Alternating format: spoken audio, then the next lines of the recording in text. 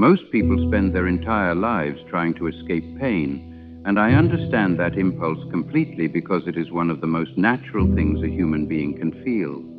The modern world is extraordinarily good at helping you do exactly that, offering more ways to distract yourself, numb yourself, and bury yourself under noise and activity than at any other point in human history.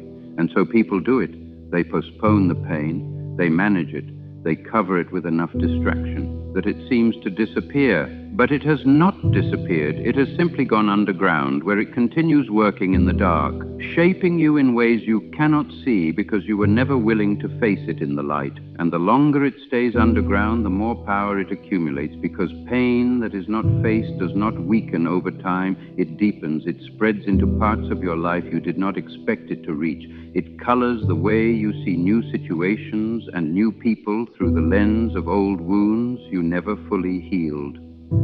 I wrote in Crime and Punishment that pain and suffering are always inevitable for a large intelligence and a deep heart, and I meant that seriously. A person of genuine depth cannot protect themselves from suffering without simultaneously protecting themselves from everything that makes life worth living. The same depth that allows you to love deeply is the depth that allows you to be hurt deeply, and the same sensitivity that allows you to be moved by beauty is the sensitivity that makes loss genuinely painful. You cannot have one without the other.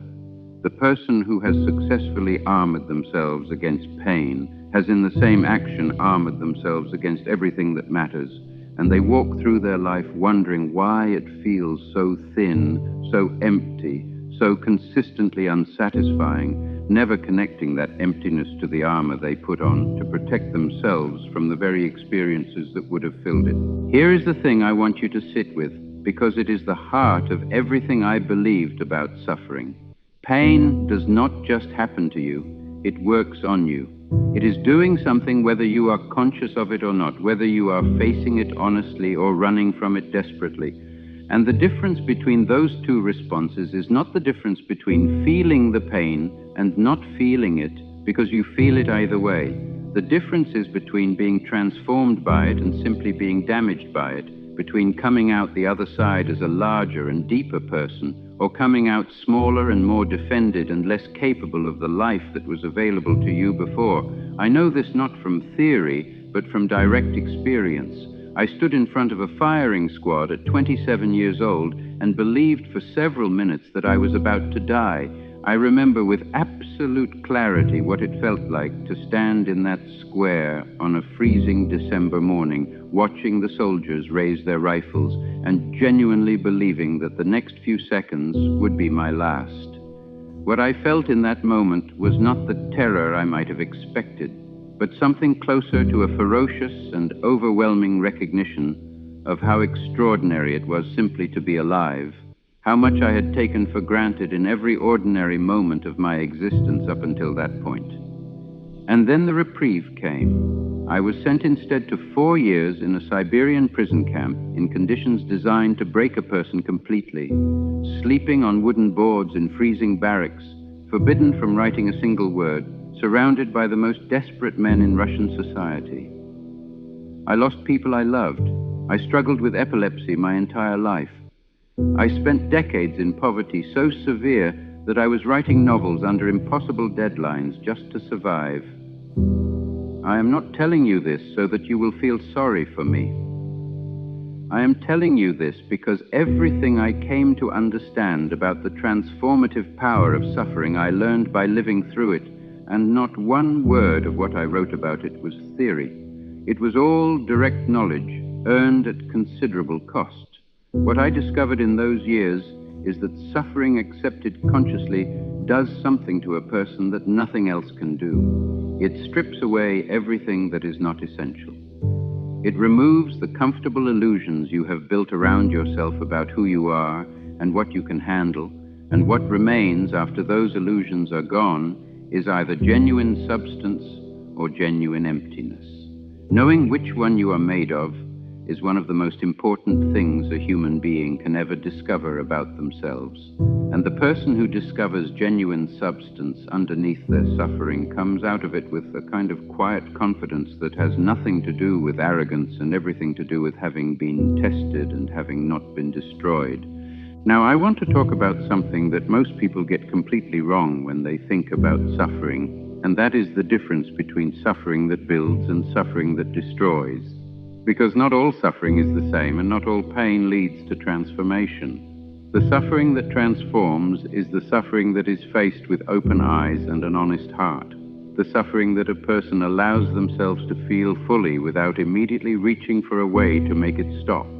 The suffering that destroys is the suffering that a person refuses to examine, that they carry around as a grievance or a wound or a reason why their life cannot be what they want it to be, using it as a shield against the responsibility of actually doing the hard work of becoming someone. I have watched both kinds of suffering in the people I knew and in the characters I created, and the difference between them is not the intensity of the pain, but the relationship the person has with it.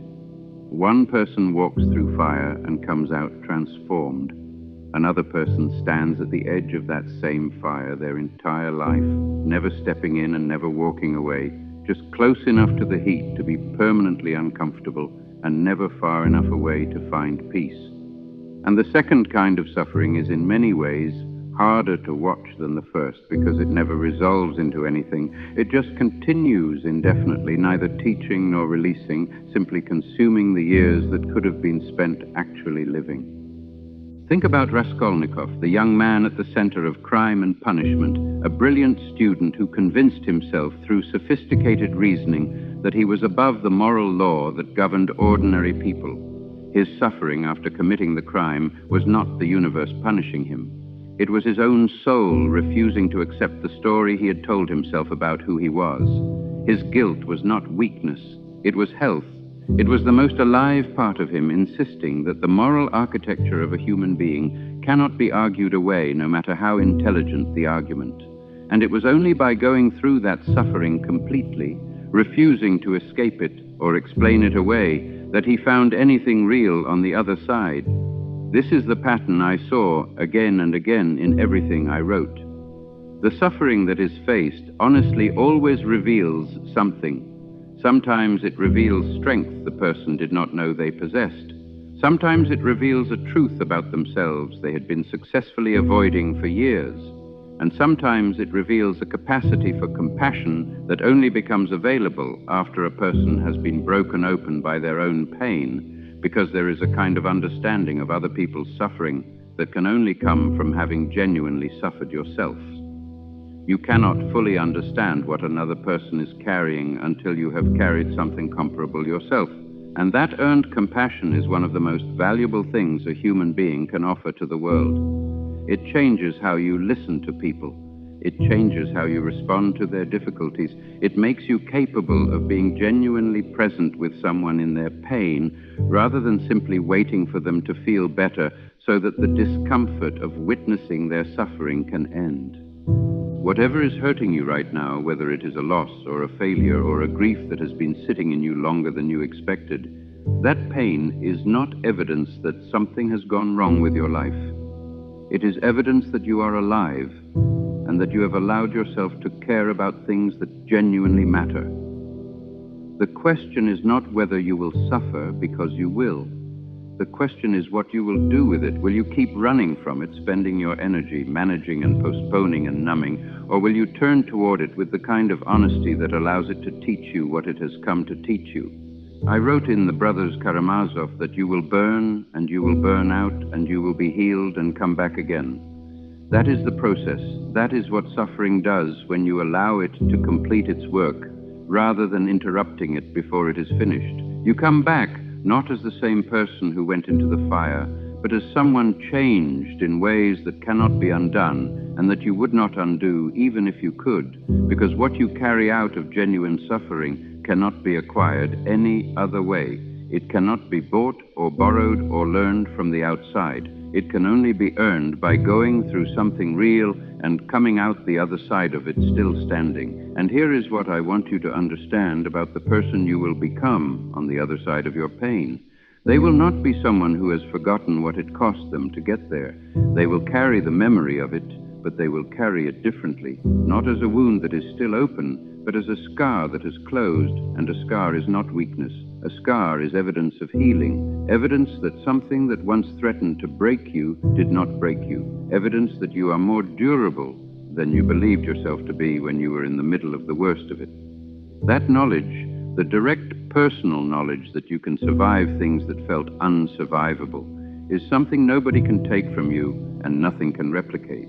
It becomes the foundation of a courage that is completely different from the courage of someone who has never been truly tested, because it is not the courage of someone who believes nothing bad will happen to them, but the courage of someone who knows that bad things can happen and has discovered that they can endure them and come through them and still choose to remain open to the full experience of being alive.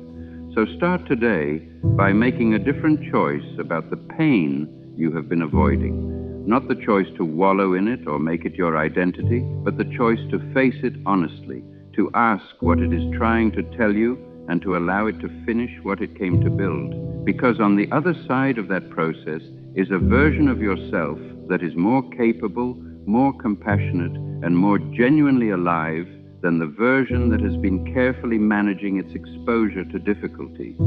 That version of yourself is what your pain has been trying to build all along. Stop running from the builder and let it finish its work.